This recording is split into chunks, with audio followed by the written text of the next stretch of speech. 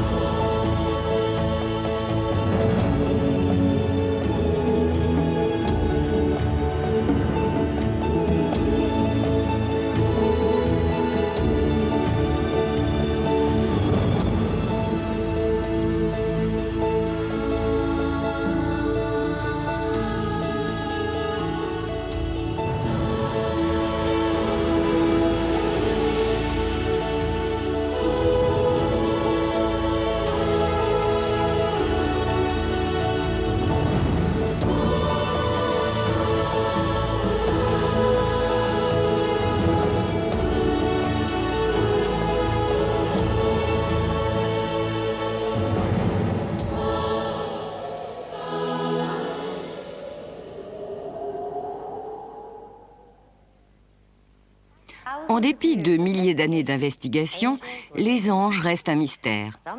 Pour certains, ils ne sont qu'un fruit de notre imagination, mais pour un grand nombre d'entre nous, ils sont bien réels. Je fais partie de ces millions de gens qui s'y intéressent de près. Tableaux, sculptures, bijoux, livres, calendriers, tout prouve que l'intérêt qu'on leur porte ne cesse de croître.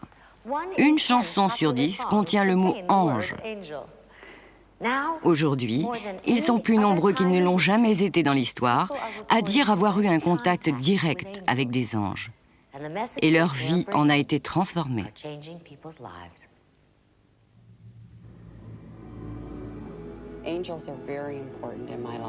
Les anges occupent une place très importante dans ma vie.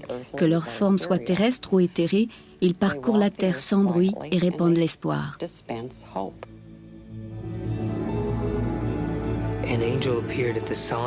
Un ange est apparu à mon chevet.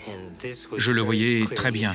Il était lumière, mais ce dont je me souviens surtout, ce sont ses ailes.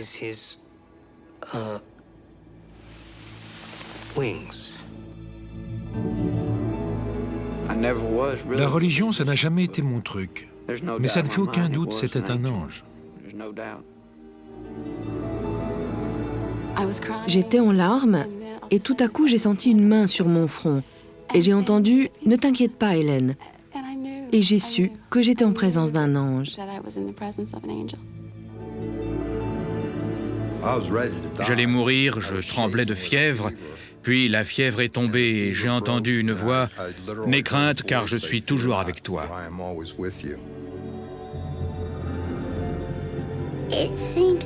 J'ai trouvé ça effrayant au début, mais c'est pas effrayant. Les anges me disaient « Tu peux aller là ou là-bas, où tu veux, c'est toi qui choisis. » Il est vrai qu'il arrive qu'un patient à qui l'on a fait un diagnostic malheureusement très inquiétant et qui a décidé de ne suivre aucun traitement réapparaisse 2, 3, voire 5 ans plus tard et vous dise « Vous voyez, docteur, je suis toujours vivant. » Je crois qu'il y a des choses qu'on ne peut pas expliquer, miracles, anges, appelez-les comme vous voudrez, qui aident vraiment les gens.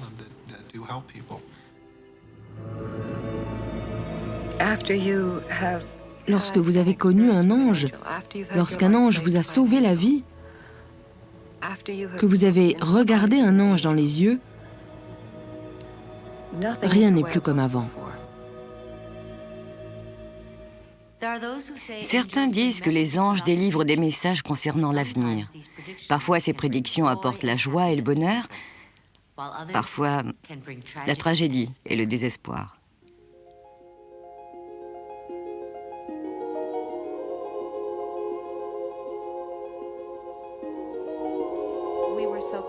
Nous étions une famille très unie. Notre vie entière reposait sur la famille. Et la perte d'un élément de celle-ci nous avait accablés de douleur. Le 18 août 1982, le malheur frappe la famille Moore lorsque Tara, leur fille de 15 ans, meurt dans un accident de la route près de leur domicile à Laguna Hills, en Californie. Mais les Moore expliquent que cette tragédie leur avait été prédite par plusieurs messages adressés par des anges. 2 ou 3 mois avant l'accident, j'ai dit « Notre vie va changer ». Je ne savais pas au juste ce que je voulais dire, mais c'est l'impression que j'avais. Sandy et Kirk Moore ont remarqué que leur fille a changé plusieurs semaines avant l'accident. Elle s'était soudain passionnée pour les anges. Elle avait acheté un livre sur les anges et c'était devenu sa Bible. Elle l'emportait partout. Nous l'avons toujours. Il est tout corné. Il contient ce qu'elle écrivait à ses anges. Nous avons découvert dans ses cahiers d'école qu'elle leur posait des questions. Sur une page, il y a un problème de maths, et sur celle d'à côté, on peut lire « Ange, que pensez-vous de ça? Ange, aidez-moi ». Une force angélique semble guider Tara sur une nouvelle voie. Nous avons remarqué certaines choses inhabituelles au cours des 2 ou 3 semaines précédant l'accident. Tara était partie dans un camp d'adolescents avec sa petite sœur Dina. Pendant son séjour, elle avait peint pour nous 2 anges en céramique. L'un d'eux pleurait. Ça ne ressemblait pas à Tara, et dans le camp, les autres l'appelaient la fille aux anges. Les messages angéliques continuent d'inonder la maison des Moore. Lorsque Tara rentre de vacances, elle donne à sa sœur Dina le livre sur les anges auquel elle tient tant. Je me souviens de la joie dans les yeux de Dina lorsqu'elle m'a dit « Tara m'a donné son livre préféré et m'a dit qu'elle serait toujours mon ange gardien. » Je sais qu'elle croyait beaucoup aux anges. J'étais sa petite sœur, alors bien sûr, je voulais y croire moi aussi.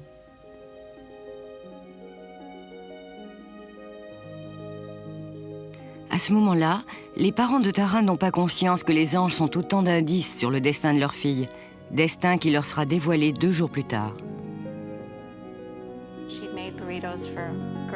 Elle avait fait des burritos pour ses amis et sa sœur Dina. C'était une soirée entre filles. Elle m'a regardée. Ses amis étaient assises autour de la table et elle m'a demandé « Quand on a fini son travail dans cette vie, est-ce qu'on peut partir pour travailler dans une vie supérieure ?»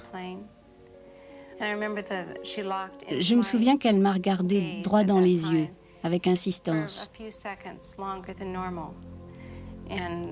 Puis on a recommencé à rire et à s'amuser. C'était sa façon à elle de me dire « Mon heure est venue, j'ai quelque chose de plus important à faire. » Un peu plus tard dans la soirée, Tara sort avec 2 de ses amis, assurant à sa mère qu'elle revient bientôt. Lorsque Kirk est rentré ce soir-là, il m'a dit « Je suis désolée d'être en retard, mais il y a eu un très grave accident en bas de la rue. » J'ai su tout de suite ce qui s'était passé, j'en étais certaine. Alors je lui ai dit « Kirk, c'est Tara, il faut qu'on y aille. »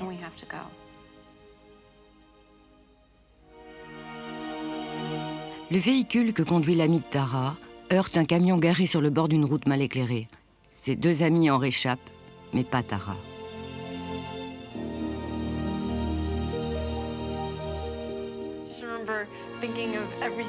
Je me souviens avoir pensé à tout ce qu'on avait prévu de faire ensemble et qu'on ne ferait jamais. On devait vivre dans des maisons voisines. Elle devait m'adopter avec son petit ami pour que je sois leur fille. Ce genre de bêtises, quoi. Les Moore sont accablés de douleur par la mort de Tara. Mais le lendemain matin, ils découvrent d'autres indices angéliques. Et ils se demandent si Tara ne connaissait pas son destin.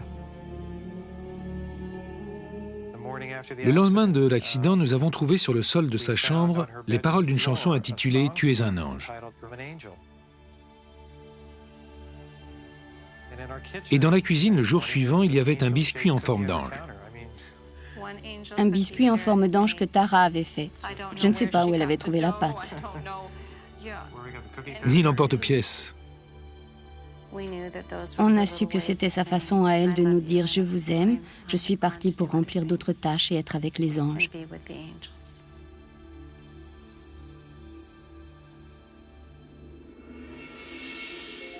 Pour les Moore, Tara sera toujours la petite fille pleine de vie qui chantait, dansait, remplissait leur vie de joie. Aujourd'hui, dans la souffrance et le chagrin, ils ont reçu le réconfort des anges de Tara.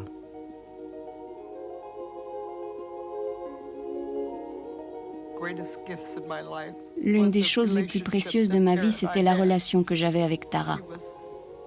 Si elle était inquiète, contrariée, je lui disais toujours « Je vais te faire traverser cette épreuve ». C'était notre expression. Depuis sa mort, les Moore pensent que Tara est devenue l'ange gardien de la famille. Sa grand-mère se souvient qu'un soir, Tara est apparue devant elle dans un moment difficile.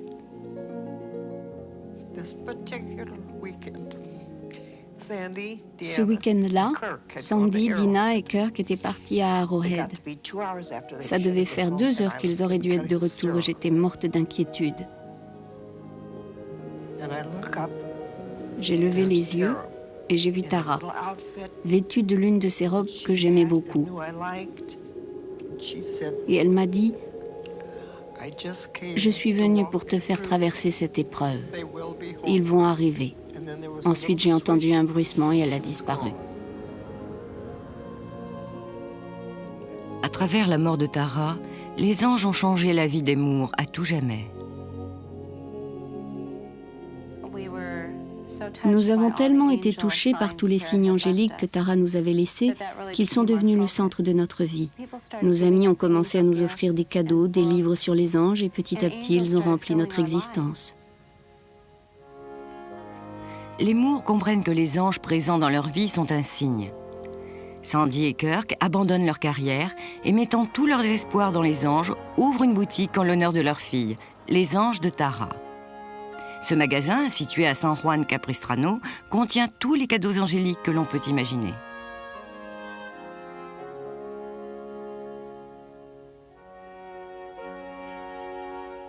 Nous voulions garder l'amour et la mémoire de Tara vivant. Sa mort aurait été absurde si nous n'étions pas parvenus à renverser la situation et à la positiver. Avec la boutique, nous pensons y avoir réussi. Les gens qui viennent nous disent qu'ils s'y sentent bien.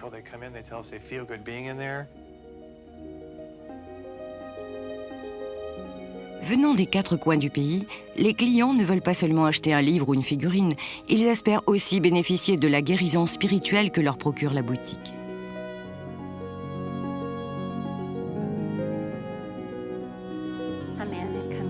Un homme est entré, il venait de perdre sa femme. Il voulait quelque chose d'unique pour ses petits-enfants. Nous avons parlé et le message est de nouveau passé. Et c'est comme ça que tous les jours, l'histoire de notre guérison et des anges aide les gens à guérir. Nous n'avons pas le sentiment de l'avoir perdu. Je sais que Tara et ses anges jouent un grand rôle dans notre vie désormais et dans celle de bien d'autres gens.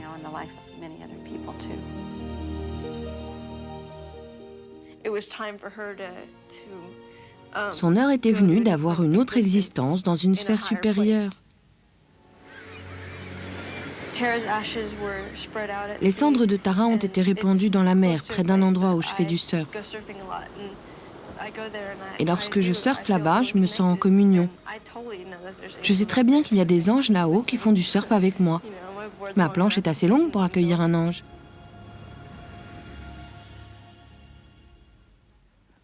Mais qui sont ou que sont ces anges? Ont-ils des ailes? Combien sont-ils?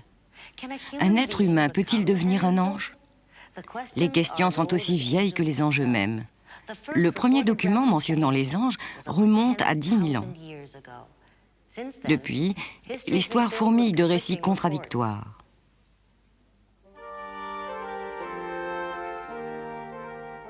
Le mot « ange » signifie « messager de Dieu », un lien nécessaire entre l'homme et son Créateur. Dieu est trop imposant, trop puissant, trop écrasant pour apparaître en personne. Il est dit dans la Bible Les hommes ne peuvent m'affronter face à face et continuer à vivre. Dieu l'a dit à Moïse. Et je pense que les anges symbolisent le besoin psychologique d'avoir en quelque sorte un sas.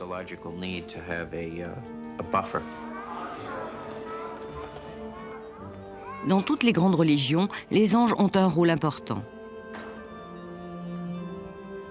Dans le judaïsme, ce sont les anges qui guidèrent Abraham et aidèrent Moïse à aller vers la terre promise.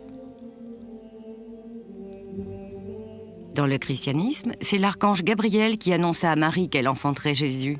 Et ce sont les anges qui firent rouler la pierre qui scellait le tombeau et accompagnèrent le Christ au ciel. Dans la religion islamique, les anges sont présents dans les mosquées et écoutent les prières des fidèles. Et c'est là aussi Gabriel qui apparut à Mahomet et lui inspira le Coran.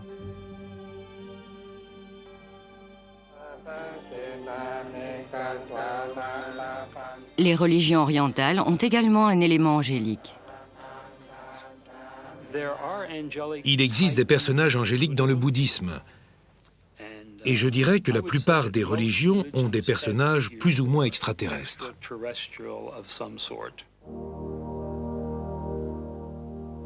Bien que la plupart des religions reconnaissent l'existence des anges, les contradictions concernant leur nature sont légion.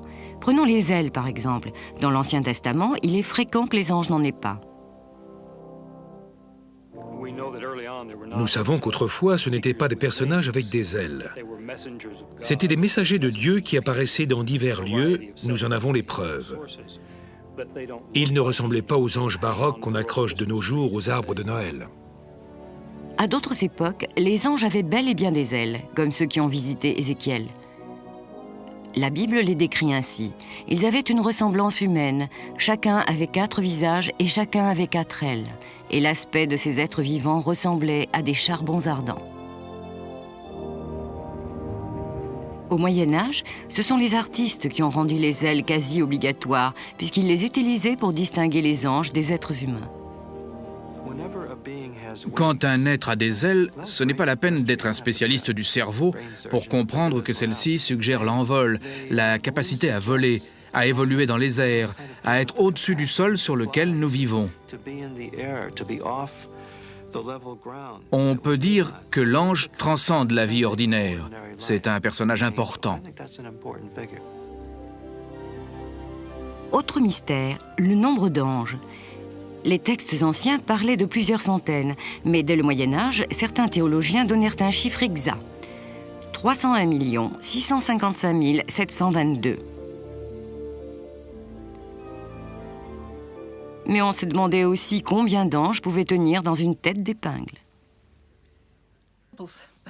Ils n'avaient tout simplement jamais vu d'ange, alors ils théorisaient. Et ils rivalisaient. C'était à celui qui formulerait la théorie la plus imaginative. Aujourd'hui encore, on se demande si le nombre d'anges augmente, si vous et moi pouvons espérer en devenir un. Certains disent que oui. Peut-être nous transformons-nous en anges après notre mort, après plusieurs vies, plusieurs morts. Nous ne savons pas ce qui se passe de l'autre côté. Beaucoup disent que les hommes se transforment en anges. Nous n'en savons rien. Mais les théologiens, s'appuyant sur les Écritures, disent que nous ne pouvons devenir des anges. Les hommes ne deviennent pas des anges. Et les anges ne deviennent pas des hommes. Car les anges appartiennent à la hiérarchie de Dieu. Ils sont surnaturels. Ils ne sont pas un prolongement de la condition humaine. Ils ont été créés par Dieu dans l'intérêt de la condition humaine. Pour essayer de créer un ordre dans le monde des anges, les théologiens du Moyen-Âge créèrent le concept des 9 cœurs d'anges ordonnés en cercle concentrique autour du trône de Dieu. Vous avez au centre les séraphins incorruptibles dont l'essence est l'amour, les chérubins dont l'essence est le savoir, puis des couches successives jusqu'aux troupes de choc qui se trouvent à la périphérie, près du mal et des hommes qui sont les pécheurs de ce monde cosmique, les archanges et des anges. On pensait que les anges surveillaient les rouages de l'univers, Il y avait des anges pour tout, les saisons, les planètes, la poésie, l'insomnie. Cette idée fut largement acceptée jusqu'au XIVe siècle, lorsque plusieurs événements vinrent porter atteinte à la crédibilité des anges. D'abord la peste noire, qui décima près de la moitié de la population européenne, alors que celle-ci voyait les anges comme ses protecteurs. Après que la peste eut complètement décimé l'Europe et que ses habitants eurent commencé à se remettre, ils se fichèrent complètement des anges qui s'étaient révélés parfaitement inutiles.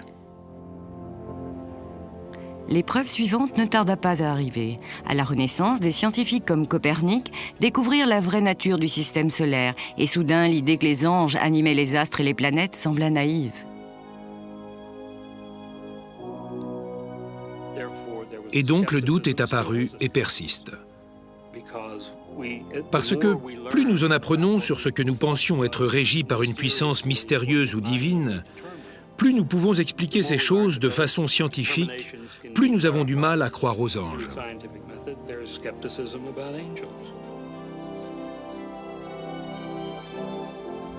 En dépit de ces diverses épreuves, les anges tinrent bon et continuèrent d'apparaître sur Terre, et souvent à des personnages historiques. Jeanne d'Arc se battit avec héroïsme pour la France parce que l'ange Saint-Michel le lui avait ordonné, même si cela servit de prétexte à ses ennemis pour la brûler vive. Et les anges étaient également là lorsque l'Amérique devint une nation. La légende veut que George Washington ait vu un ange féminin qui lui est apparu et lui a montré l'histoire des États-Unis. Les anges faisaient partie de la foi et des croyances de Washington. Au cours de la Première Guerre mondiale, des anges se manifestèrent sur les champs de bataille européens.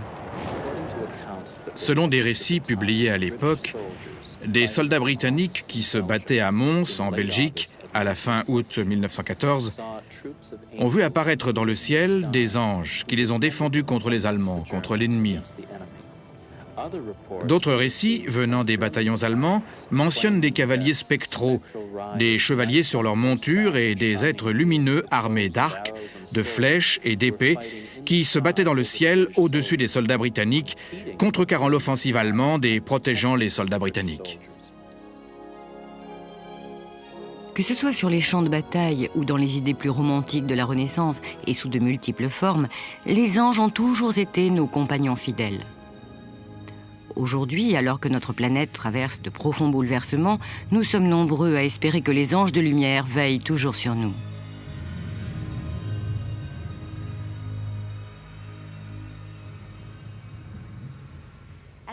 Plus la science a expliqué notre univers, plus le rôle des anges dans notre vie a diminué.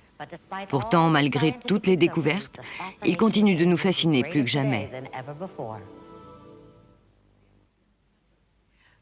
Les anges gardiens peuvent apparaître de différentes façons. Ils peuvent revêtir la forme d'un rêve, d'un sentiment et parfois même d'une voix. Ils peuvent nous guider ou nous sauver la vie, mais seulement si nous les écoutons.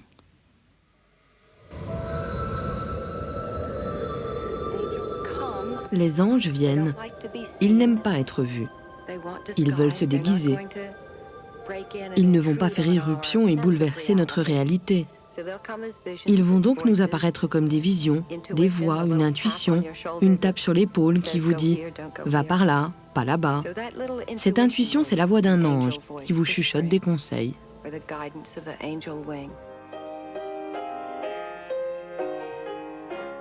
La chanteuse Becky Hobbs insuffle du courage à son public, mais la voix qui lui a sauvé la vie en 1986 était celle de son ange gardien. J'ai commencé à avoir des prémonitions quelques semaines avant Noël. J'allais avoir un grave accident de la route. Ces prémonitions me venaient dès que je commençais à m'endormir. Tout à coup, boum, j'étais prise dans l'accident. Je me redressais dans mon lit, j'étais en nage, mon cœur battait la chamade et je me sentais complètement désespérée. Les messages continuent jusqu'à la veille de son 29e anniversaire. Mon anniversaire était le 24 janvier. J'ai passé la nuit à faire des gâteaux pour ma fête. J'étais dans la cuisine et j'ai senti quelqu'un me tirer par la manche. Quelque chose m'a entraînée dans le jardin, j'ai regardé le ciel et j'ai dit « Qu'essayez-vous de me dire? Qu'est-ce que je dois faire ?» Et cette voix m'a répondu « Sois prudente, ça pourrait bien être ton dernier anniversaire. »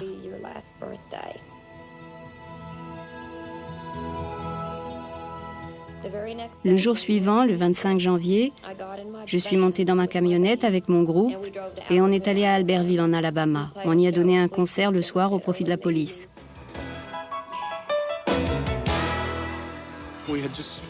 Après le concert, on rentrait à l'hôtel. Il y avait du brouillard, comme il y en a la nuit, en janvier.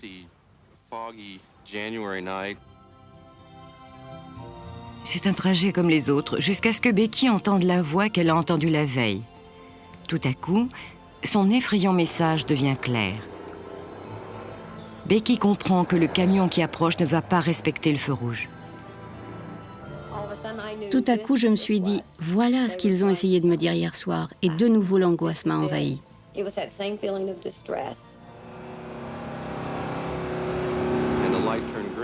Le feu est passé au vert et Becky hurlait « Range, attention !»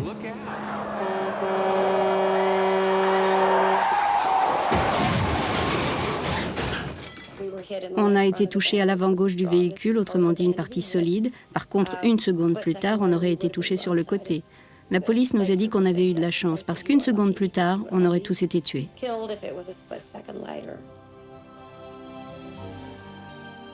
La voix et son message prémonitoire avaient sauvé la vie de Becky et de ses amis. J'ai toujours cru qu'on voyait des anges. C'est faux. On peut aussi les entendre. La voix était celle de mon ange gardien. C'est aussi simple que ça.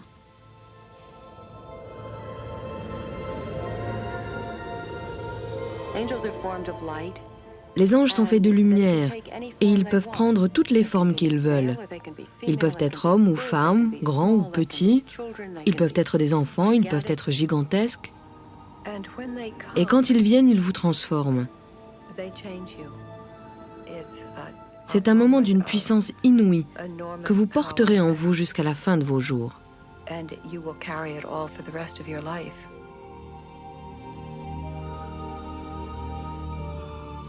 Eileen Freeman, auteure de best-sellers, écrit sur les anges parce qu'ils ont profondément changé sa vie.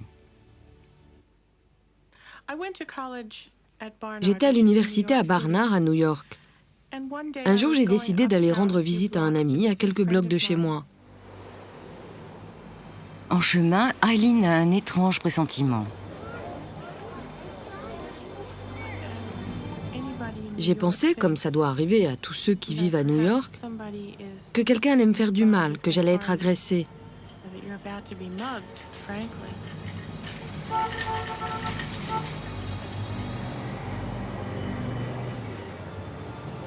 Au moment où elle arrive chez son amie, quelque chose d'étrange se produit. J'ai senti une main sur mon épaule me retenir. Je me suis retournée rapidement, mais il n'y avait personne. Je me suis dit que j'avais dû rêver, que ce devait être une contraction musculaire.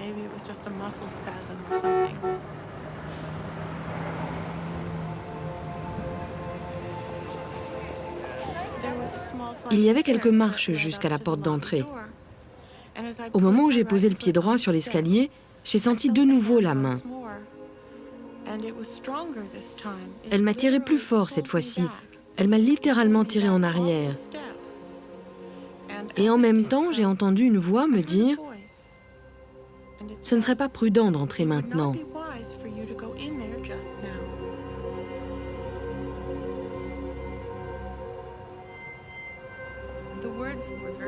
Ça s'est passé très vite, juste une phrase. « Ce ne serait pas prudent d'entrer maintenant. » Mais en l'entendant, j'ai eu un tremblement que je ne pourrais pas définir.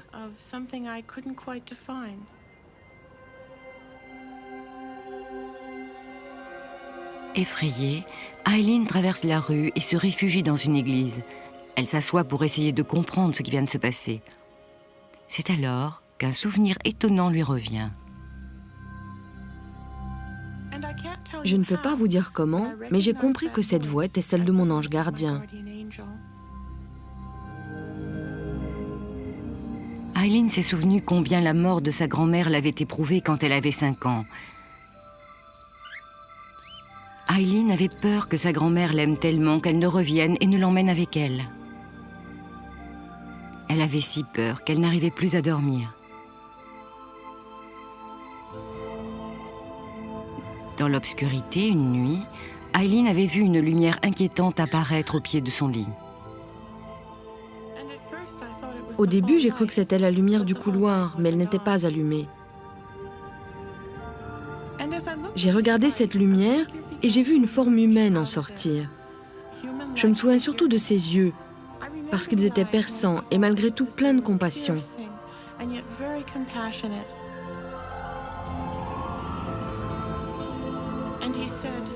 Et cette forme m'a dit « N'aie pas peur, Eileen. Ta grand-mère est heureuse au ciel avec les gens qu'elle aime. » Et j'ai dit « Qui êtes-vous » Il a répondu « Je suis ton ange gardien, mon enfant.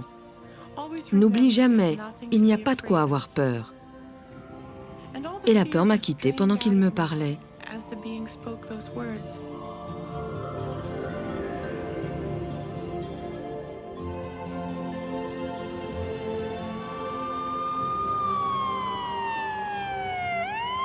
Lorsque Eileen émerge de son souvenir, elle entend des sirènes à l'extérieur. Elle ramasse ses affaires et se précipite hors de l'église.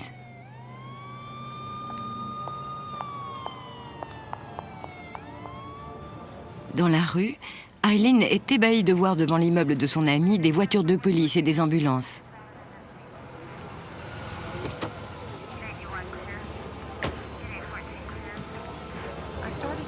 J'ai commencé à traverser la rue, mais un policier m'a arrêté et m'a dit « Vous ne pouvez pas entrer ».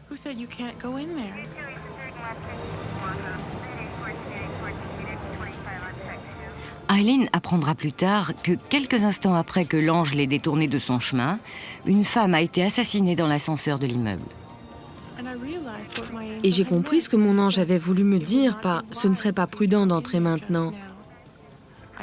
Je ne l'avais pas vu. En fait, je ne l'ai jamais revu comme je l'avais vu quand j'étais enfant. Mais je sais que c'était sa voix. C'est là que j'ai compris qu'il m'avait sauvé la vie.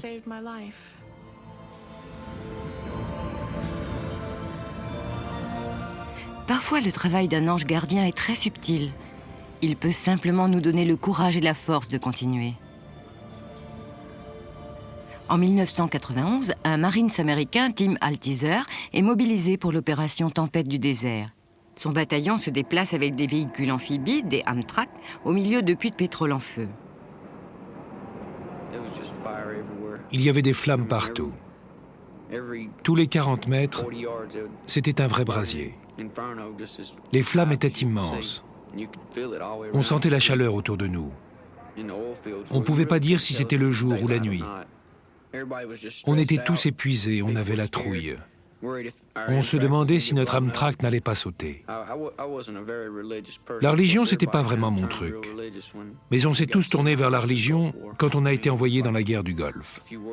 Si tu étais déjà croyant, tu le devenais encore plus.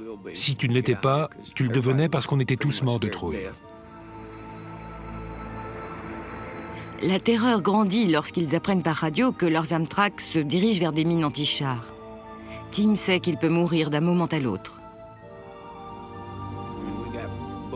Entre les balles qui passaient pas loin du Amtrak et les mines terrestres, on savait qu'on était séparés du carburant par de simples parois et qu'on serait dans un cercueil en feu s'il arrivait quelque chose au Amtrak. J'étais assis tout au fond à gauche dans un petit recoin avec tout mon matériel autour de moi. J'ai regardé à ma gauche et j'ai vu quelque chose. Je ne savais pas trop ce que c'était. Une sorte de forme humaine qui me regardait. J'ai eu peur parce qu'il ne pouvait y avoir personne assis à cet endroit. Je l'ai regardé.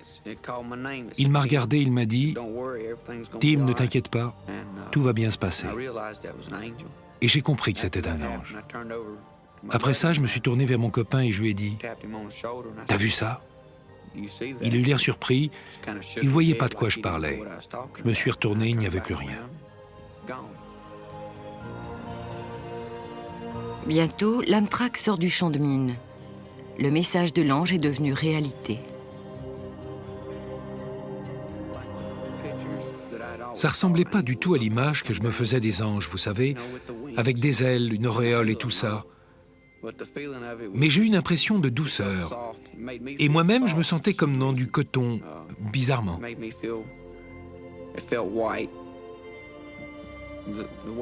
Tout était moelleux, comme de la guimauve, comme si j'étais dans du coton.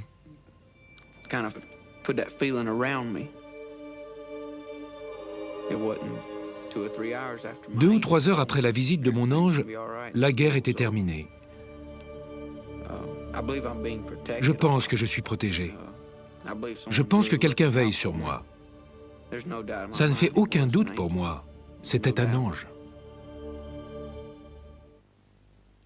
De nombreux grands artistes ont été inspirés par des anges. Quelques-uns des plus grands chefs-d'œuvre du monde reflètent leur beauté et leur mystère. C'est aussi vrai aujourd'hui que ça l'était il y a 1000 ans. Nous avons rencontré un homme qui, inspiré par des anges, a créé le chef-d'œuvre de sa vie.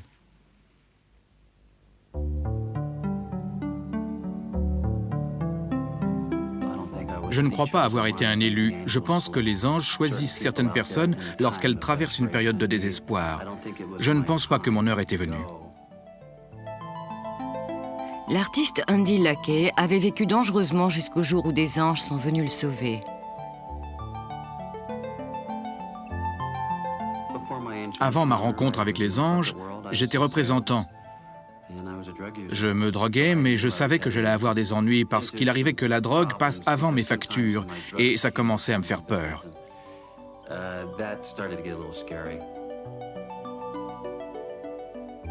Andy avoue que la drogue qu'il prenait depuis des années était en train de le détruire, jusqu'à ce qu'un soir de 1986, il appelle au secours. Au cours de cette fête chez un copain, j'ai eu une sensation étrange. J'ai eu très peur. J'avais l'impression que mon corps allait s'arrêter de fonctionner. J'étais mort de peur. J'ai réussi à rentrer chez moi. Je me souviens avoir rampé jusqu'à la douche. J'ai réussi à me mettre dessous et j'ai ouvert l'eau froide. J'étais encore habillé. Je sentais mon corps s'éteindre. Alors je me suis mis à prier. J'ai dit à Dieu que s'il me laissait vivre, non seulement je ne toucherais plus jamais à la drogue, mais je ferais aussi quelque chose pour l'humanité. Et presque immédiatement, j'ai senti quelque chose tournoyer à mes pieds. J'ai commencé à voir des anges. Cette sensation m'a envahi. Les anges sont venus vers moi, ont mis leurs bras autour de moi et m'ont protégé. Je n'étais pas en train d'halluciner, j'avais l'impression que mon corps mourait. Et au fur et à mesure que les anges enveloppaient mes pieds, ma poitrine, j'étais envahi par un sentiment de paix.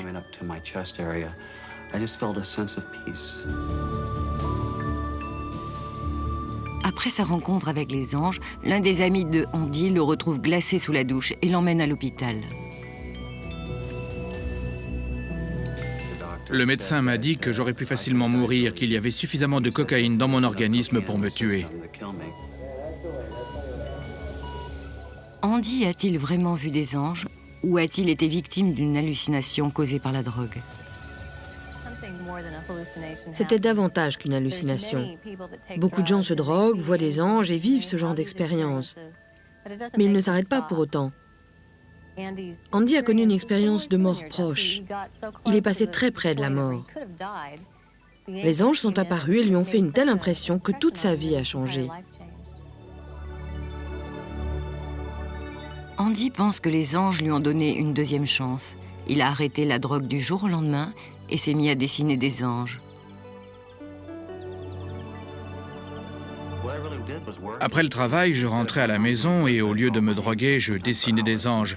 Parfois des heures durant en essayant de reproduire avec exactitude ce que j'avais ressenti et vu sous la douche. Andy pense qu'une force angélique le pousse à peindre ses anges sur toile. Mais il ne savait pas peindre jusqu'en 1989, quand les anges sont venus lui rendre visite une nouvelle fois. Une petite boule de lumière est venue vers moi et m'a touché au front. Elle scintillait. Et j'ai communiqué avec 3 anges qui m'ont donné des tas d'informations et qui m'ont notamment appris mon art. Et c'est comme ça que j'ai commencé à peindre le lendemain même.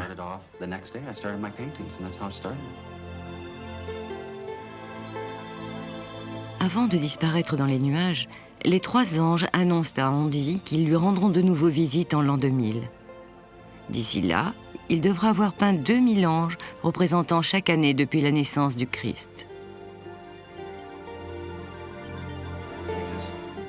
Ce qu'ils m'ont dit, même si ce n'était pas avec des mots, c'est « peins et nous nous occupons du reste. Tu as une mission à remplir. » Andy ne sait pas quelle est sa mission, mais il quitte son travail et comme par miracle, il se met à peindre sur toile des anges en 3 dimensions. Ce sont les anges qui m'ont transmis l'art de peindre.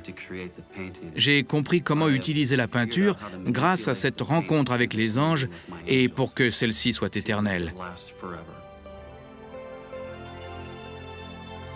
Les critiques d'art et la presse finissent par entendre parler des tableaux d'Andy dont on dit qu'ils renferment des symboles et des messages secrets sur des surfaces rendues durables. J'ai dit à Andy, ces tableaux sont très intéressants, est-ce que je peux les toucher? Puis je l'ai regardé et je lui ai dit, vous devriez peindre pour les aveugles, pas seulement pour les voyants, car on peut comprendre le message de vos tableaux par la vue, mais aussi par le toucher. C'est à ce moment-là qu'Andy comprend ce que les anges attendent de lui. Il y a eu un déclic. Ma mission était d'arrêter la drogue et de faire quelque chose pour l'humanité. Alors je me suis dit que j'allais faire don de mes tableaux pour les enfants. Depuis, des centaines de bienfaiteurs ont acheté des tableaux d'Andy au profit des aveugles. Stevie Wonder et Ray Charles font partie des donateurs. La première personne qui a répondu, c'est le pape. Et il m'a dit qu'il serait honoré d'avoir un de mes anges au Vatican. Andy pense que les anges lui ont offert la vie, alors en retour, il offre son art.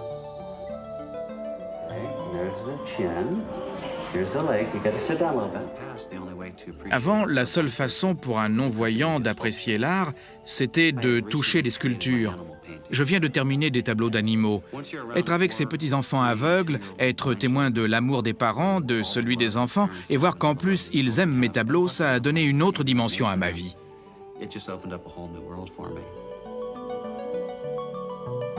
En plus de ces animaux, Andy est bien décidé à finir ses 2000 tableaux d'anges avant sa prochaine rencontre avec les anges.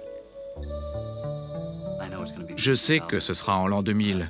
Je dois attendre jusqu'en 1999. Quand j'aurai fini mes 2000 tableaux, on sera le 31 décembre 1999.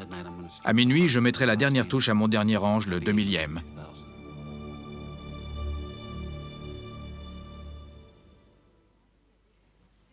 Andy a déjà peint 700 anges et espère transmettre son secret à d'autres.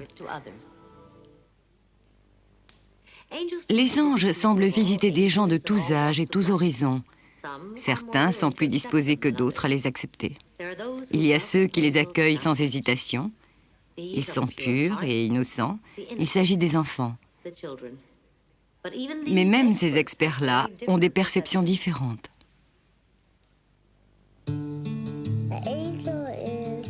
Un ange, c'est quelqu'un qui vole. Les anges existent dans toutes les couleurs. On peut les toucher, mais on passe à travers. Il y en a des noirs, il y en a des blancs. Ils sont censés être beaux, parfaits et pleins de couleurs. Il y en a des rouges. Ils sont comme l'air et la lumière. Si on leur donne un coup de pied, ça leur fait pas mal. Ils seront furieux, mais ça leur fera pas mal. On ne peut pas voir les anges, mais on sait qu'ils sont là. Ils aident les nouveaux anges. Je crois qu'ils aident les anges qui viennent de sortir des morts. Les anges, c'est des esprits qui vous aident. C'est comme quand on fait visiter l'école à un nouveau. Ils viennent pas sur Terre, sauf s'ils sont en mission. Ils vous aident à réfléchir, à faire ce qu'il faut. Si vous êtes blessé ou si vous allez mourir, un ange viendra peut-être vous aider. Chez la plupart des enfants, ces créatures capricieuses ne font que nourrir une imagination débordante. Mais chez d'autres, ce sont des messagers qui ont la réponse à des questions très adultes. Mallory Shreves souffrait d'un cancer incurable. Elle n'avait que 9 ans et avait peur de mourir. Après presque un an d'un traitement qui avait ravagé son corps et laissé intact le cancer, 3 anges lui sont apparus en rêve. Ils venaient la réconforter, l'aider à comprendre, l'aider à mourir.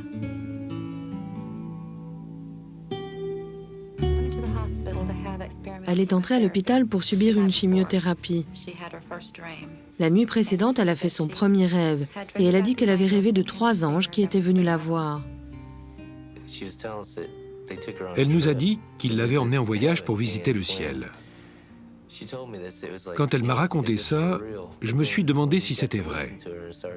Mais en l'écoutant, j'ai compris que c'était vrai.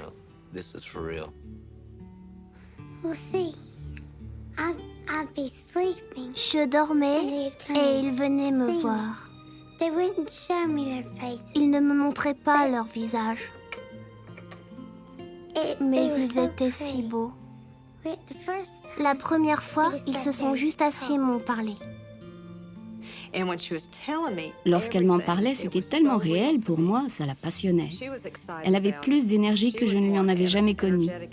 Du coup, moi aussi, j'étais passionnée parce que je me disais, c'est formidable qu'elle puisse voir les anges. Il y avait un ange blanc. Il portait une robe blanche. Ses ailes étaient si belles. Et on pouvait arracher une plume, puis une autre, et encore une autre. Et elles repoussaient, comme si on les avait pas touchées. Elles étaient magiques. Et c'était vraiment super, parce que maman m'a dit que quand je partirais, je n'aurais pas besoin de m'inquiéter pour mes ailes. Elles pousseraient toutes seules. J'ai trouvé ça effrayant au début, mais c'est pas effrayant. It seems scary at first, but it's not. Really isn't. She said that they had taken her out. Elle m'a raconté qu'il l'avait emmenée et posée sur un nuage. Il lui avait dit de ne pas avoir peur, qu'il l'aimait et qu'elle ne serait pas malade au ciel, qu'elle pourrait vivre éternellement là-bas et que tout ce qu'elle aimait ici, elle le retrouverait là-bas. Ils m'ont aspergée et j'ai commencé à flotter avec eux. On pouvait aller où on voulait. Les anges me disaient, tu peux aller là, ou alors là-bas, où tu veux. C'est toi qui choisis. Mallory disait que quand elle était en présence d'anges, elle n'était plus malade. Elle pouvait faire ce qu'elle voulait. Un soir, elle leur a dit qu'elle voulait danser et elle nous a raconté qu'elle avait dansé, dansé, dansé. Ils l'ont emmenée dans les nuages et je lui ai demandé c'était comment. Elle m'a répondu, c'était moelleux, merveilleux et ils avaient le goût de tout ce que je voulais. Ils me laissaient essayer les nuages, les goûter. Ils avaient le goût de ce que je voulais. Par exemple, si je voulais de la banane, je disais, je voudrais que ça ait le goût de la banane. Ils me disaient, c'est ce que tu veux? Je disais oui. Je goûtais, ça avait le goût de la banane.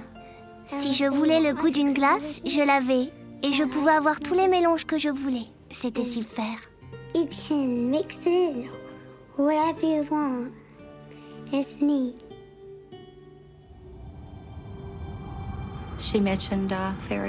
Elle parlait d'un royaume de fées, où elle pouvait faire du coloriage, courir, danser, et être la petite fille qu'elle était avant sa maladie. C'est ce qui la rendait vraiment heureuse, je crois. Ça lui a vraiment prouvé qu'autre chose l'attendait, qu'il n'y avait pas que la mort.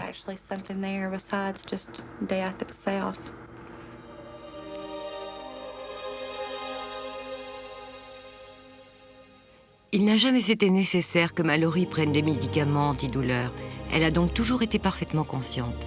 Elle n'a eu que des rêves peuplés d'anges, des rêves qui l'ont aidée à mourir, des rêves qu'elle voulait partager. Elle a tenu à nous apporter son témoignage pour offrir du réconfort à d'autres enfants et les aider à accepter la mort.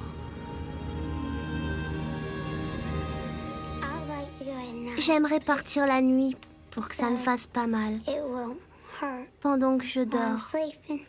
Mais si je pars dans la journée, j'aimerais dire au revoir à ma maman, à mes frères, à mes sœurs et à papa avant de partir.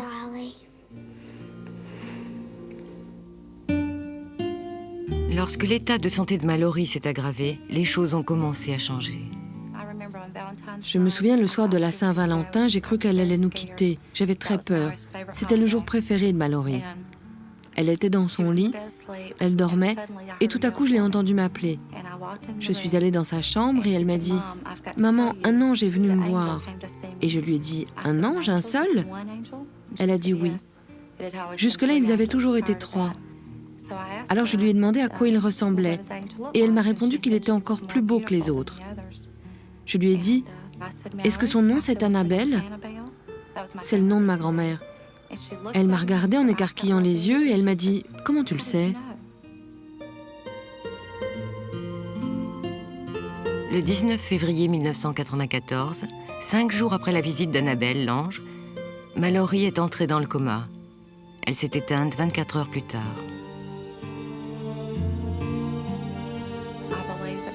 Je pense que les anges voulaient qu'elle dise aux gens qu'il y a quelque chose de l'autre côté et qu'il y a quelque chose après la mort. Qu'il y a une vie entière qui ne finit pas. Croyez ce que je vous dis parce que c'est vrai. Vraiment. Un sondage Gallup de 1981 fait apparaître que plus de 20 millions de gens ont frôlé la mort. 8 millions d'entre eux affirment avoir eu une expérience de mort proche, au cours de laquelle ils ont baigné dans une lumière spirituelle avant d'être ramenés à la vie. La plupart déclarent aussi avoir rencontré des anges de l'autre côté.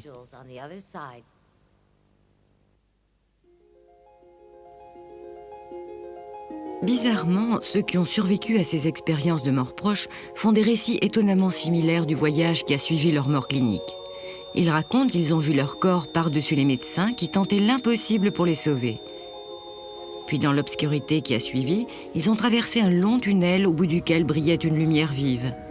Ils ont entendu une musique merveilleuse, le bruit du vent, et ils ont goûté une paix profonde. Le docteur Raymond Moody, considéré comme le spécialiste du phénomène de l'expérience de mort proche depuis l'apparition de son livre « La vie après la vie » en 1970, nous parle d'une autre similitude frappante. Très souvent, lors de ces expériences, ils rencontrent un être divin ou angélique. Cet être peut leur donner un choix. Vous pouvez retourner vers la vie que vous meniez ou vous pouvez poursuivre cette expérience. Il est intéressant de constater qu'ils disent tous que si ça n'avait tenu qu'à eux, ils seraient restés. Ils auraient préféré rester avec cette lumière et cet amour formidable. Mais ils ont choisi de revenir parce qu'en général, ils avaient de jeunes enfants à élever. C'est le cas de Robert Turner, architecte et marathonien, qui a rencontré son ange gardien après être entré au service des urgences d'un hôpital du Massachusetts où les médecins n'ont pu que constater son décès. C'était par une journée de grande chaleur, le 20 juillet 1970 à 2 heures de l'après-midi. Je crois qu'il faisait près de 37 degrés. La course avait commencé à 14h15. J'ai couru les 2 premiers kilomètres très vite. Je savais que ça n'allait pas, j'avais la bouche complètement sèche. Je ne transpirais plus. Assez vite, tous les autres coureurs ont disparu, puis je n'ai plus rien vu. J'ai continué la course, pratiquement inconscient. Robert s'écroule sur la ligne d'arrivée, aux pieds de sa femme et de ses 2 jeunes enfants. Il est transporté jusqu'à une voiture et emmené à l'hôpital le plus proche. Malgré les tentatives de réanimation d'un policier, Robert n'a plus de pouls. Je savais qu'il était mort. Je les ai entendus dire « son cœur ne bat plus ». Et quand il est arrivé aux urgences, il ne respirait plus. J'ai regardé le moniteur cardiaque et j'ai vu qu'il était plat. Je savais que mon cœur s'était arrêté de battre et que j'allais sans doute mourir. Et j'ai ressenti une unité que je n'avais jamais ressentie jusque-là. Je faisais partie des gens dans la pièce, mais aussi de l'univers entier. Et je suis parti pour ce voyage merveilleux avec mon ange, qui sera toujours avec moi et marchera toujours à ma gauche. Et j'ai su qu'il s'appelait Joseph.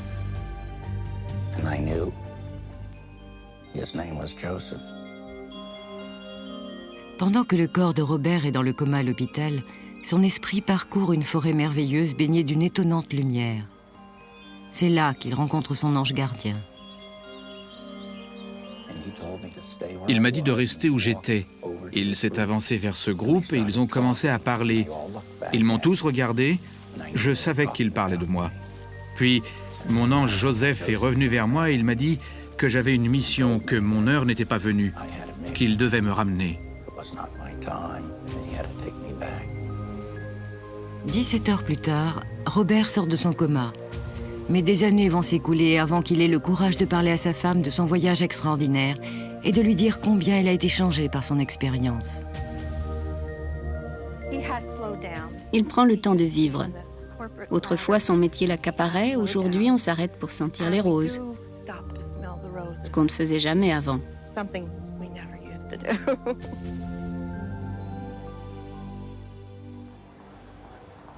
Le docteur Melvin Morse, pédiatre et auteur du best-seller Closer to the Light, plus près de la lumière, fait autorité dans le domaine des enfants et des expériences de mort proche. Au fil des années, il a rassemblé des centaines de récits et de dessins d'enfants qui décrivent leur rencontre avec des anges. L'une des histoires les plus étonnantes est celle de Jamie Huntinen, qui à l'âge de 5 ans est admise au service des urgences alors que son cœur a cessé de battre. Jamie est passé aussi près de la mort que l'on peut aller, tout en ayant encore une chance d'être réanimée avec la technologie d'aujourd'hui. 10 minutes de plus et elle mourrait. Elle a été amenée dans notre service de traumatologie. On l'a tout de suite mise sous perfusion et placée sous oxygène. Puis son cœur s'est arrêté et on lui a fait une réanimation cardio-pulmonaire. En d'autres termes, elle était cliniquement morte. Alors qu'elle est allongée sur la table, Jamie flotte hors de son corps et se voit étendue. Je suis allée au ciel, j'ai vu Dieu et des anges. Dieu m'a parlé. Il m'a dit que mon heure n'était pas venue de mourir. Et il m'a annoncé que ma mère allait avoir un bébé et que je devais repartir et aider ma mère avec mon petit frère. Puis je suis rentrée de nouveau dans mon corps.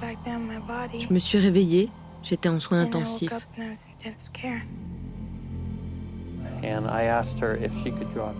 Je lui ai demandé si elle pouvait dessiner ce qu'elle venait de vivre. Elle a fait un dessin saisissant. On la voit sur un lit. Tous les détails de sa réanimation sont exacts. Ce sont des détails qu'elle ne peut pas avoir inventés ou pêchés en regardant la télé.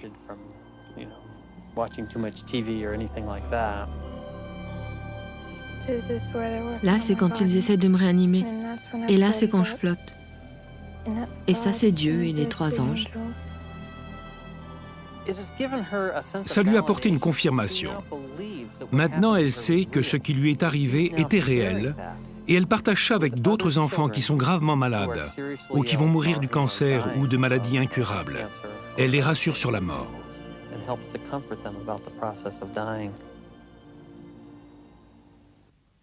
Un grand nombre de ceux qui ont connu une mort temporaire disent que leurs anges gardiens leur ont donné le choix de venir avec eux ou non. C'est le cas de Ron Kennedy, un médecin de San Francisco, qui a survécu après avoir été sauvagement poignardé plus de 13 fois.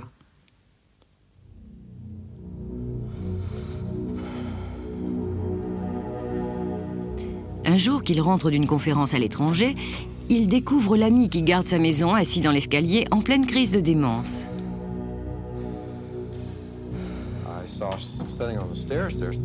J'ai vu mon ami Abdul assis dans l'escalier. Je lui avais demandé de garder la maison pendant mon absence. J'ai vu des perles de sueur sur son front et je lui ai dit « Ça va ?» Il s'est mis à hurler à plein poumon. Je n'avais pas remarqué qu'il tenait une raquette de tennis dans la main droite.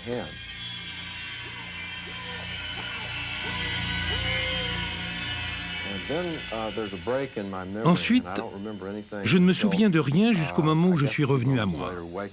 Et là, j'ai vu qu'il brandissait un poignard et j'ai compris que je n'avais aucune chance, qu'il avait le dessus et que j'allais mourir.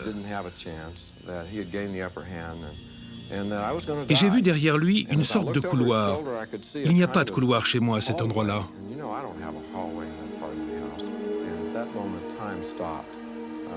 Là, le temps s'est arrêté. Dans ce couloir, une lumière est apparue, qui a commencé à prendre une forme humaine et m'a posé une question. Ou plutôt, elle m'a lancé cette question, un peu comme une flèche dans la poitrine. Ce n'étaient pas des mots, c'était l'essence de la pensée même. La question était celle-ci. Veux-tu venir maintenant ou plus tard? Je voulais savoir ce qu'il y avait de l'autre côté. Mais en même temps, je voyais bien qu'il y avait des choses dans ma vie qui n'étaient pas terminées. Mon fils avait 3 ans. J'étais imprégné de son esprit, de sa présence. Et c'est ce qui a fait la différence. Et j'ai dit, sûrement pas, je ne viens pas maintenant, je n'ai pas terminé. J'ai répondu à la question de façon aussi directe qu'elle m'avait été posée et je suis resté.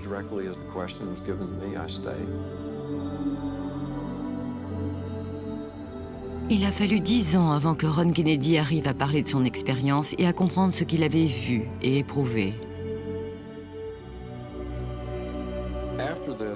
Après cela, je me suis dit que l'amour qui avait jailli de cette lumière était si grand que ça signifiait sans doute qu'il fallait apprendre à aimer comme ça.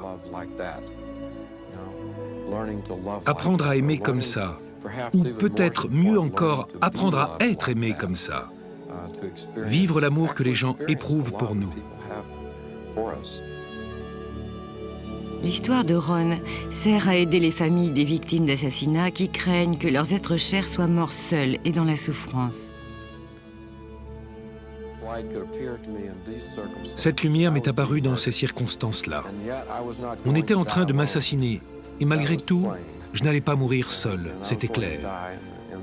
J'allais mourir dans un immense océan d'amour. Alors, si j'avais quelque chose à dire aux gens, je leur dirais « Les êtres que vous aimez et qui sont morts dans des circonstances épouvantables, si mon expérience est significative, ça veut dire qu'ils ne sont pas morts seuls comme vous le craignez. Ils sont morts entourés d'amour. »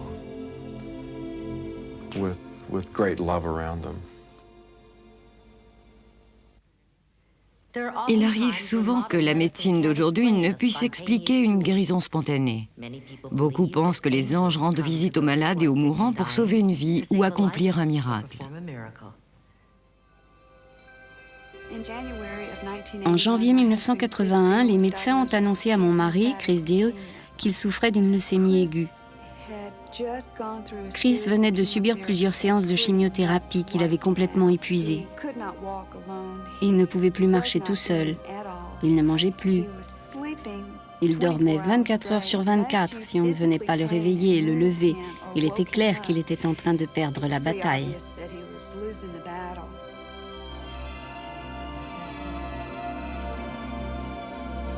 Melissa dort toujours sur un lit d'appoint à quelques centimètres de Chris. Le 4 janvier, à 3 heures du matin, elle est réveillée par une infirmière. Chris a disparu. J'ai paniqué, je n'y comprenais plus rien. Je me disais, il ne peut pas marcher, comment s'est-il levé, comment est-il passé devant mon lit sans que je m'en aperçoive, où est-il, que se passe-t-il?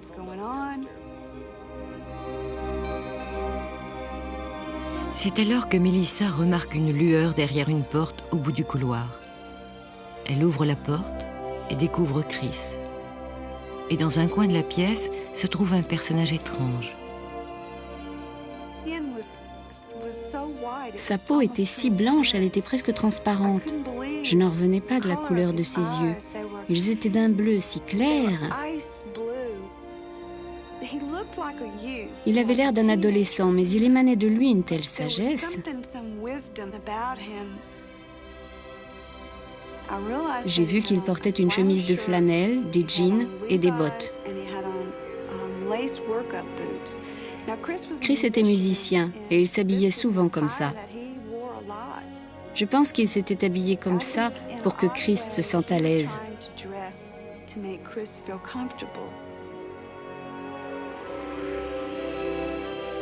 Melissa comprend que Chris veut rester seul quelques instants et retourne dans sa chambre. Quelques minutes plus tard, Chris la rejoint. Elle lui demande qui était l'étranger.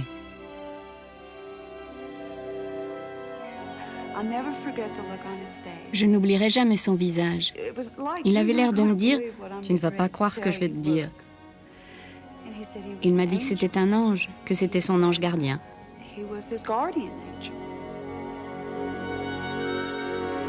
Après la visite de l'ange, Chris est rajeuni. Il est en bien meilleure santé et bien plus heureux qu'il ne l'a été depuis des mois. Il souriait, il mangeait, il rendait visite aux malades des autres chambres.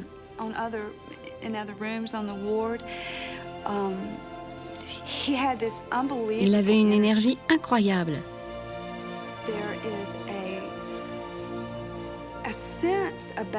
Il était complètement changé. Quand il s'était couché, c'était un homme qui portait le fardeau d'une maladie incurable. Mais quand il est revenu dans sa chambre, c'était le jeune homme en bonne santé que j'avais épousé. C'était différent, il avait changé.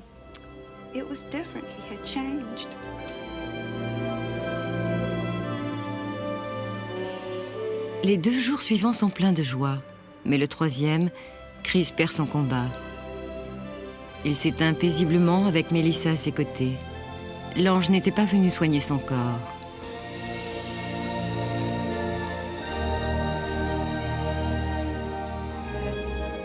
La plupart des gens pensent que lorsqu'ils voient un ange, cela veut dire que s'ils sont malades, ils vont être guéris.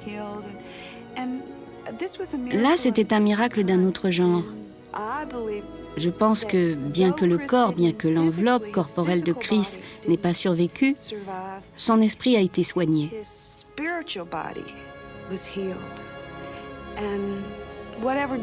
Et quel que soit le voyage ou l'aventure dans laquelle il s'est embarqué, je pense que lorsqu'il est parti, il était fort et il était prêt.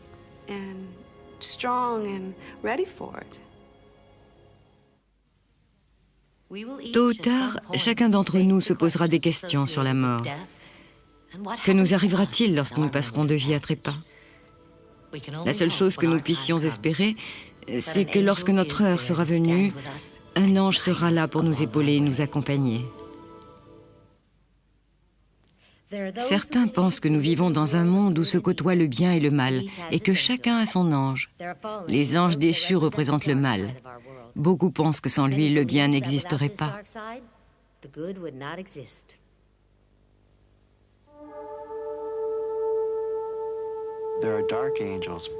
Il y a des anges des ténèbres, des démons, et il y a une foule d'anges qui suggèrent le mal, la peur.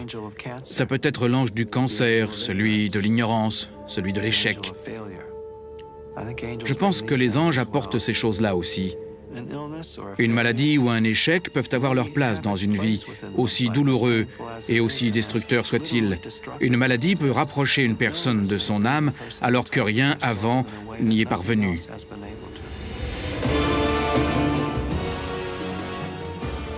Douleur, souffrance sont quelques-uns des visages que peuvent prendre les démons dans notre monde. Pour beaucoup, ce sont les visages du mal, et certains pensent que le mal fait plus que montrer son visage, qu'il a sa vie propre.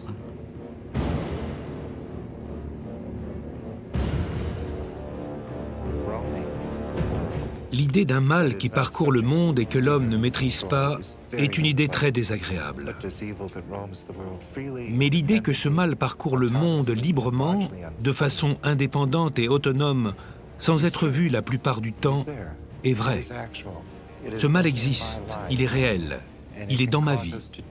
Il peut nous pousser à faire des choses que nous ne ferions pas sans sa présence. Tout au long de l'histoire, l'homme a été tourmenté par la présence de ces démons. Pour les catholiques, l'ange suprême du mal, c'est le diable. En tant qu'être angélique, Lucifer, qui est le nom véritable donné au diable, fut créé dans le bien et dans la beauté avec son libre arbitre. Quand Dieu dévoila son dessein aux anges, ils eurent le choix d'obéir et de faire partie du dessein de Dieu. Lucifer désapprouva et dit « Je ne servirai pas ». C'est à ce moment qu'il fut banni du ciel. L'archange Michel expulsa Lucifer du ciel et ce dernier partit avec un tiers des anges de Dieu. La façon la plus terrifiante dont se manifeste un démon est lorsqu'il entre dans le corps d'une personne et en devient maître.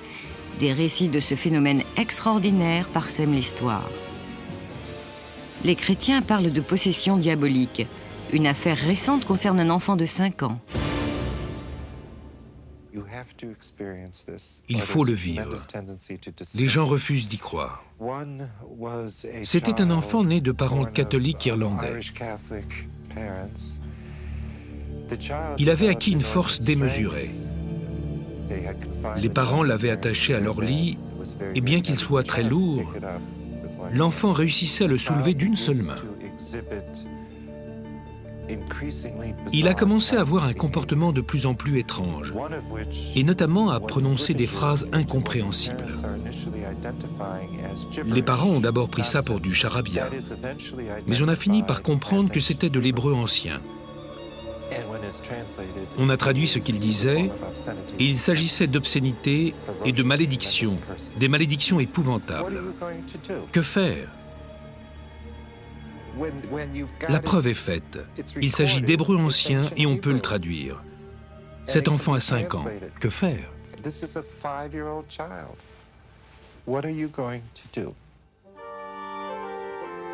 Dans la religion catholique, en dernier recours, on se tourne vers le vieux rite de l'exorcisme. Si les forces de la lumière semblent être plus actives de nos jours, les forces des ténèbres le sont également.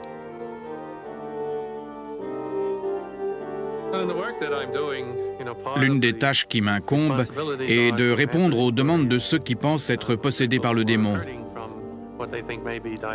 De 1960 jusqu'à 1989, les responsables de notre chancellerie à New York disaient qu'ils n'avaient jamais eu affaire à ce problème. En 1989, nous avons eu 2 cas. Depuis 1990, nous avons eu pléthore, environ 250, dont seulement 10% nécessiteront des exorcismes. Mais parce que nous avons pratiqué peu d'exorcismes entre 1960 et aujourd'hui, la plupart des exorcistes ont pris leur retraite ou sont morts et n'ont jamais été remplacés. Alors, à l'heure actuelle, on a un problème de pénurie d'exorcistes.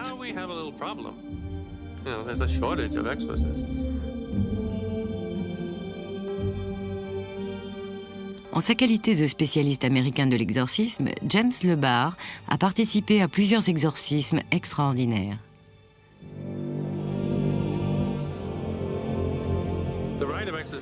Le rite d'exorcisme est au fond une cérémonie très simple, mais elle peut prendre beaucoup de temps.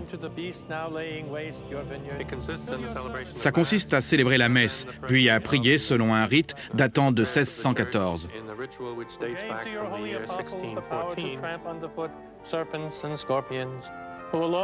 Et ça consiste à demander au diable de partir. Et par la puissance de qui Satan est tombé du ciel comme la foudre. J'en appelle à votre nom, dans la peur et en tremblant, pour vous demander de m'accorder à moi, votre serviteur indigne, votre pardon pour tous mes péchés et une foi inébranlable, et les pouvoirs supportés par votre bras puissant pour affronter avec confiance et résolution ce cruel démon. il y a un combat permanent entre les forces du bien et du mal.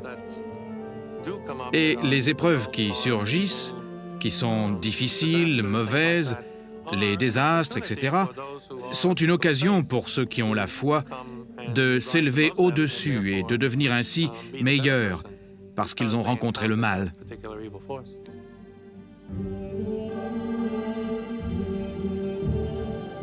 Bien que les démons possèdent le pouvoir de faire le mal, depuis les ténèbres s'élève la lumière.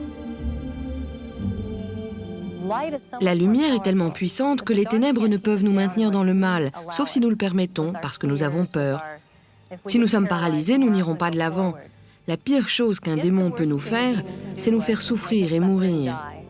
Mais si nous utilisons cette souffrance et cette mort comme un élément positif, comme un moment où il faut aimer plus profondément, il se peut que ce soit le seul moment de notre vie où nous aurons vraiment aimé et vécu.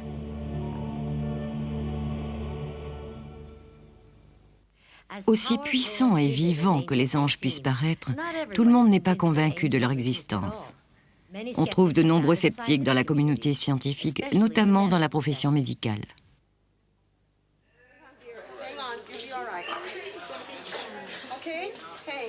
Les médecins voient des explications logiques à ces rencontres angéliques. L'une de leurs théories est que les expériences de mort proche sont provoquées par des substances chimiques appelées des endorphines.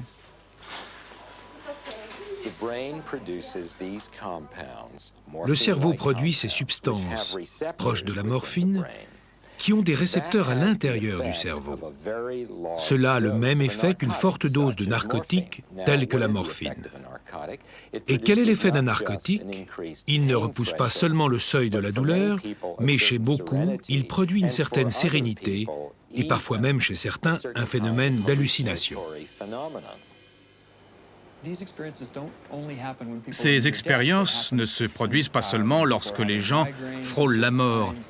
Elles se produisent dans certains types de migraines, dans des périodes de stress émotionnel, dans certaines crises d'épilepsie, etc. Et pour le spécialiste du cerveau que je suis, cela veut seulement dire qu'il y a un système dans le cerveau capable de générer ce genre d'expérience quand celui-ci est traumatisé de quelque manière que ce soit.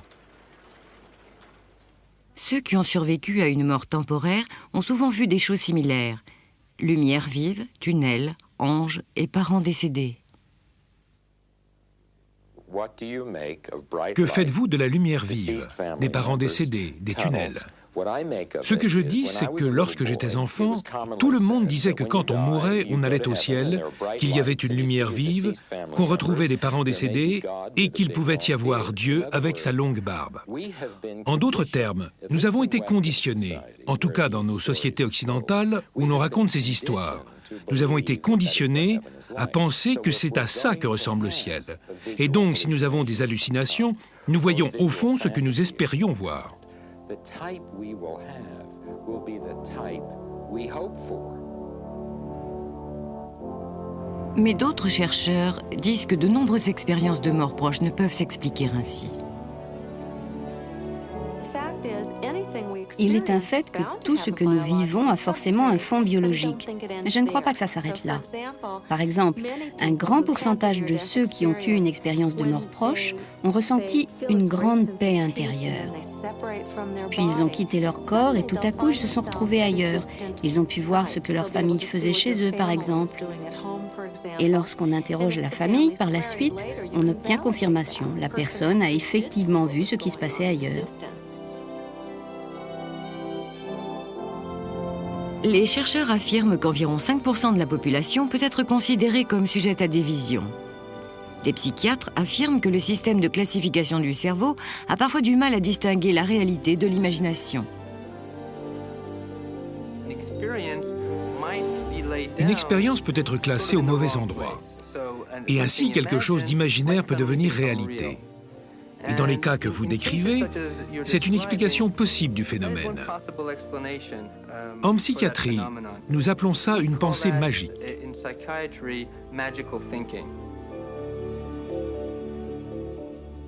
Il a été reconnu que certaines maladies incurables avaient été miraculeusement soignées par une intervention angélique, mais la communauté médicale est là aussi partagée. Malheureusement, il n'existe aucune preuve que des guérisons miraculeuses se produisent plus fréquemment que les guérisons spontanées prévues par nos chiffres. Et dans ces cas-là, c'est seulement votre système de défense immunitaire qui s'interpose. Ça n'a rien de surnaturel.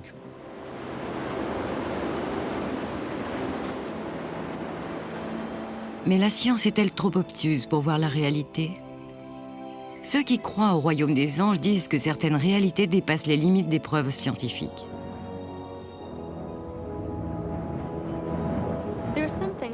Il y a des choses qui ne seront jamais prouvées scientifiquement. Ça ne veut pas dire qu'elles ne sont pas scientifiques, mais ça signifie qu'elles renferment une vérité psychique, qu'elles tiennent debout et n'ont pas besoin d'être validées. Prenez cette lumière que les gens voient et qui tout à coup les change complètement. Ils sont transformés, leur vie a changé de façon positive. Il n'est pas besoin de preuves scientifiques pour savoir que quelque chose de remarquable s'est passé. Beaucoup de choses réelles ne peuvent pas être mesurées. L'amour est bien réel, mais on ne peut pas le mesurer, du moins je l'espère. On ne peut pas le mettre sous un oscilloscope ou un quelconque instrument. Et pourtant, il est bel et bien réel. On le sent, et c'est quelque chose d'important dans notre vie. Et donc, en ce sens, les anges sont très réels. Ce sont des substances, mais ils sont différents du monde des substances tel que nous le concevons. Les scientifiques disent qu'il est pratiquement impossible de réfuter l'existence des anges, mais que leur travail est d'être sceptiques. Il y a beaucoup de choses dont les gens ont affirmé l'existence à un moment donné et qui sont possibles en théorie, mais fortement improbables. Et il incombe à la personne d'apporter la preuve que quelque chose existe, et non à la science de réfuter son existence, parce qu'on ne peut jamais réfuter l'existence de quoi que ce soit. Rien ne doit être interprété pour exclure Dieu, les anges ou quoi que ce soit d'autre. Je dis simplement qu'il y a une bonne explication médicale ou physiologique ou clinique. Je ne dis pas que ce n'est pas Dieu ou les anges. Je dis qu'il est assez peu probable que ce soit Dieu ou les anges, ou que les gens voient vraiment des anges. Pour autant que l'on sache, il n'y a pas d'anges, mais il y a un Dieu. Et Dieu a créé les endorphines et veut que nous les ayons. Et il rend les choses plus faciles en nous montrant des anges.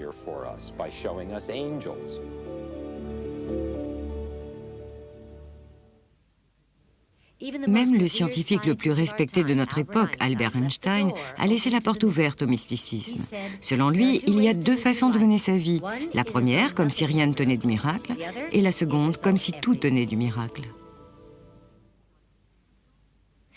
Dans les années 50, peu de gens parlent ouvertement de leurs expériences spirituelles. Mais à Las Vegas, au Nevada, vit un homme qui a le courage d'ouvrir son esprit, de faire confiance à son instinct. Il comprend que les anges peuvent revêtir différentes formes et qu'il a été choisi pour servir d'ange gardien à ses concitoyens.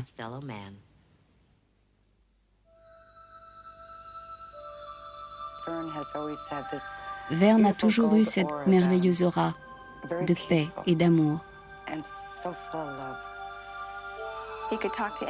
Il pouvait parler à tout le monde. Sa voix chaleureuse attirait les gens. Tout ce qu'il voulait, c'était lui parler. Il arrivait que les gens restent jusqu'à 3 ou 4 heures du matin à la maison pour parler avec mon père. Tous ceux qui croisaient le chemin de Verne devenaient pacifiques et bons. Ils avaient davantage confiance en eux. C'est ce qui leur donnait cette certitude qu'ils pouvaient réussir tout ce qu'ils entreprenaient. Même lorsqu'il n'est encore qu'un jeune homme dans les années 50, Verne Folstich a une présence exceptionnelle. Il avait un feu intérieur, une sorte de lumière exceptionnelle qui émanait de lui. Et à la minute même où j'ai posé mon regard sur lui, je me suis dit, c'est lui, c'est celui que j'attendais.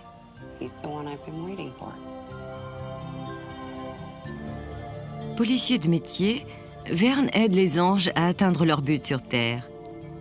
Il reçoit des messages urgents lui disant comment sauver des gens qui se trouvent en danger de mort.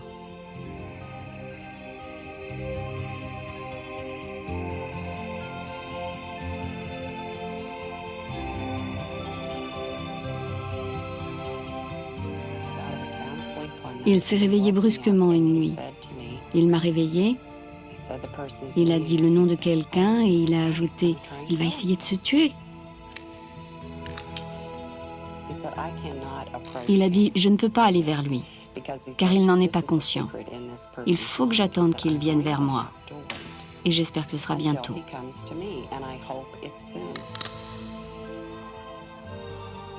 Quelques jours plus tard, la prophétie des anges se réalise.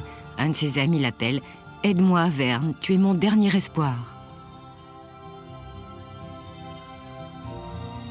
Son ami est certain qu'il va lui donner de bons conseils et Vern fait confiance aux anges. À maintes reprises, je l'ai vu changer. Son visage, ses yeux. Souvent, j'ai vu que quelqu'un d'autre l'aidait. Quelqu'un qui parlait à travers lui, le guidait, l'aidait à toujours poser les bonnes questions. Vern l'a vu 3 fois et a réussi à le calmer. Et il est toujours parmi nous. Cet homme est toujours en vie.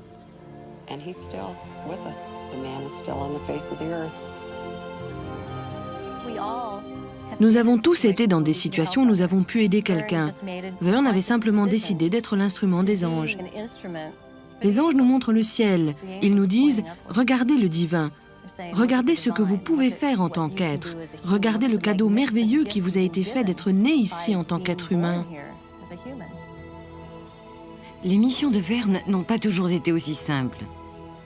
Un soir, tard à la fin des années 70, il reçoit un message mystérieux.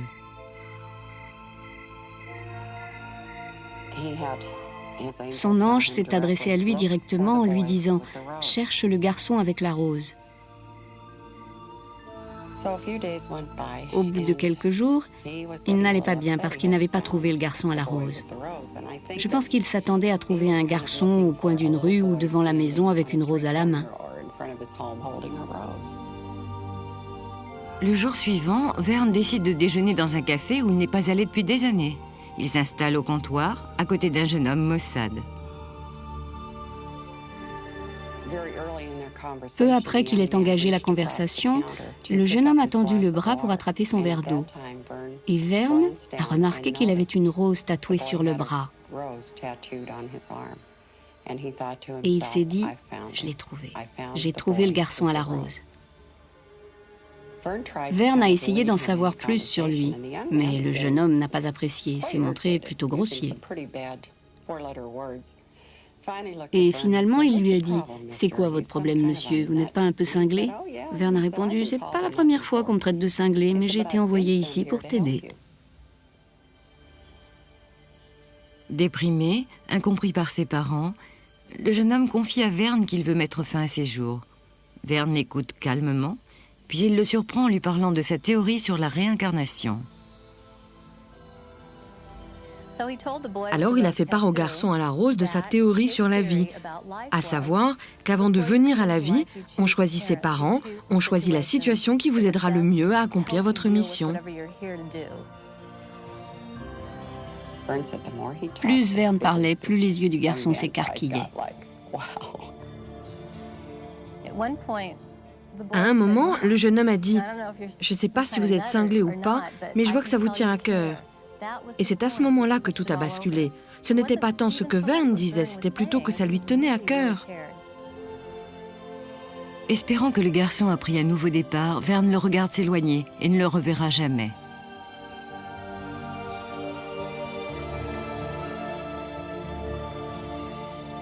Au cours des 15 ans qui vont suivre, Vern sauvera bien des âmes. Puis en 1988, il apprendra qu'il est atteint d'un cancer incurable. Quelques mois plus tard, il mourra à l'âge de 63 ans. À son enterrement, des étrangers s'avanceront pour parler à sa veuve, Cathy.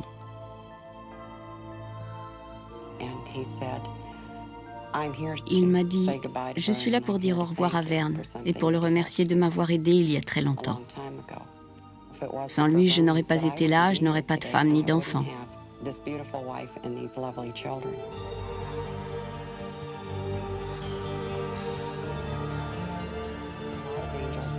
Il y a beaucoup d'anges sur cette terre, et Vern en est un aux yeux de ce garçon à la rose et de beaucoup d'autres. car il a fait ce que les anges font le mieux, qu'ils aient une forme terrestre ou éthérée. Ils parcourent la terre en silence et répandent l'espoir.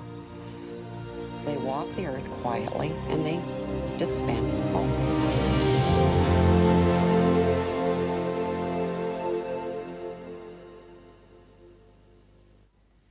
Lorsqu'on souffre, le moindre contact chaleureux peut faire la différence entre l'espoir et le désespoir.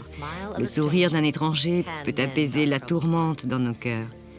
Comme nous connaissons bien, mais oublions vite le pouvoir de guérison de la gentillesse. Pour toutes ces vies qui ont été touchées par des anges, il n'est besoin d'aucune preuve. Pour ceux qui ne croient pas à l'existence des anges, il est impossible d'apporter des preuves. Les anges restent donc ce qu'ils sont depuis la nuit des temps, un mystère sujet à controverse. Notre croyance dans les anges semble nous procurer un réconfort qui ne s'explique pas. Est-ce une promesse de quelque chose de plus, ou peut-être tout simplement notre plus grand désir ? Un fait demeure, la quête des anges continuera.